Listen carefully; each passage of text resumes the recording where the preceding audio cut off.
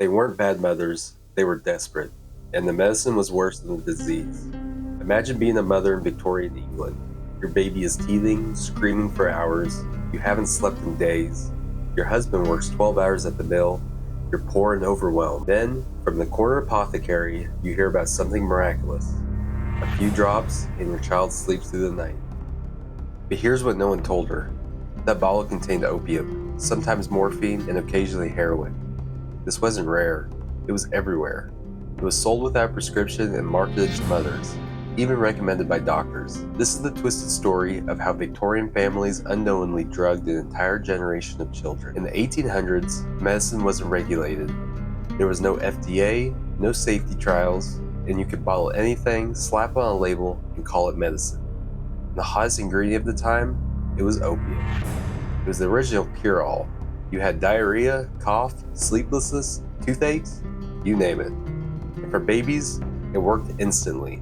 Too instantly. Godfrey's cordial, Atkinson's Royal Infants Preservative, Mrs. Winslow's soothing syrup, these weren't underground products. They were household staples. Victorian cabinets were full of them. Advertisements promised rest for mothers and peace for babies. But they didn't mention the side effects, like addiction, respiratory failure, or death. In working class neighborhoods, these syrups weren't just medicine, they were survival.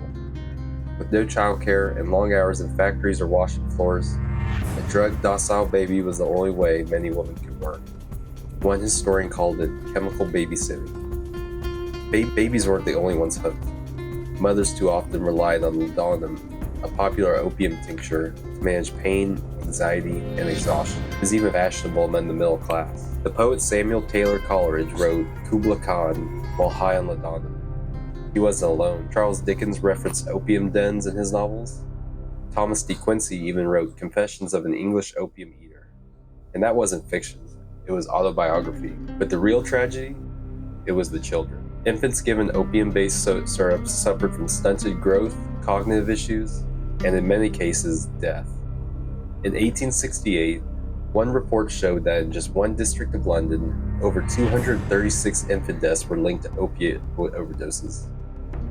Doctors began to notice a pattern. Babies were dying from failure to thrive. They weren't sick, they were being slowly poisoned.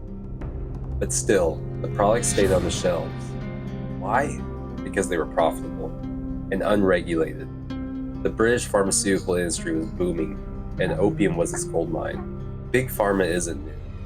In Victorian times, chemists and druggists made fortunes selling opiates over the counter. They were everywhere.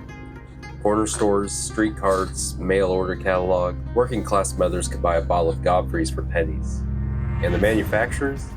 They leaned into marketing, branding their products with words like safe, natural, and trusted by mothers.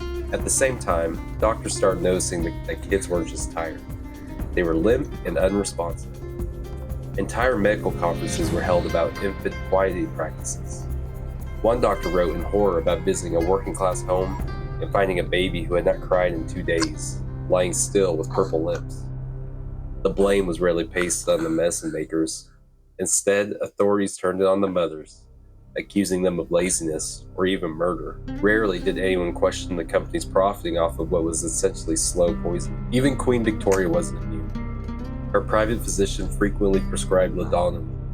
While the Queen may not have drugged her children, her own comfort came courtesy of opiates, the same drugs wreaking havoc on her subjects. By the late 1800s, the tide began to turn. Activists, doctors, and reformers pushed for change. The British Medical Journal published scathing exposés. The press caught on. By 1906, the US passed the Pure Food and Drug Act, requiring labels on medicine. Britain followed with its own Pharmacy Act. Suddenly, parents learned what was actually in those bottles. Sales of baby opiates plummeted, but the damage was done. Historians estimate that thousands, possibly tens of thousands, of Victorian children died from overdoses.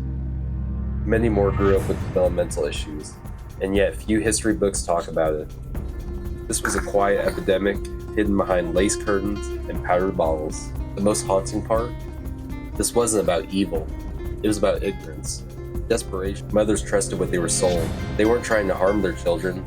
They were just trying to survive a brutal, unforgiving world. And in many ways, history repeats. Today, we warn against overprescribing opioids. We watch kids fall into fentanyl addiction, but few realize how deep the roots go. Victorian families paved that road with morphine pacifiers and opium syrup. The Victorian nursery wasn't quiet because babies were happy. It was quiet because they were sedated. And when they woke up, if they woke up, they entered a world shaped by addiction, hidden in plain sight. Watch the next video to see how Coca-Cola secretly fueled a global cocaine habit. And if you like this video, please consider liking and subscribing.